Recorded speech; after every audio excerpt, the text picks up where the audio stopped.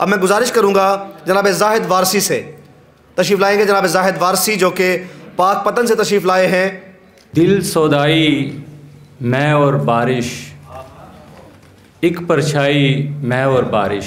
کیا کہنے ہیں؟ دل سودائی میں اور بارش، ایک پرچھائی میں اور بارش، اور پھر آپس میں الجھ رہے ہیں، پھر آپس میں الجھ رہے ہیں.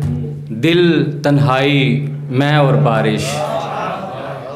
اور اب شعروں کا خاصہ ہوگا، اب شعروں کا خاصہ ہوگا. تو گہرائی میں اور بارش.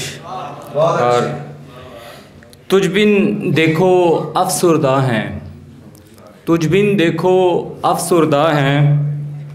گل شہنائی میں اور بارش.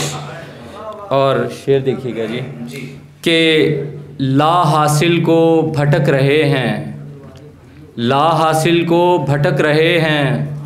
تو ہر جائی میں اور بارش.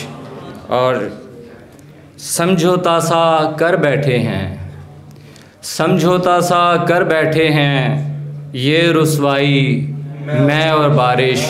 اور آخری شعر ہے کہ تم کو دیکھ کے کھل سکتے ہیں، تم کو دیکھ کے کھل سکتے ہیں. رت گھبرائی میں اور بارش.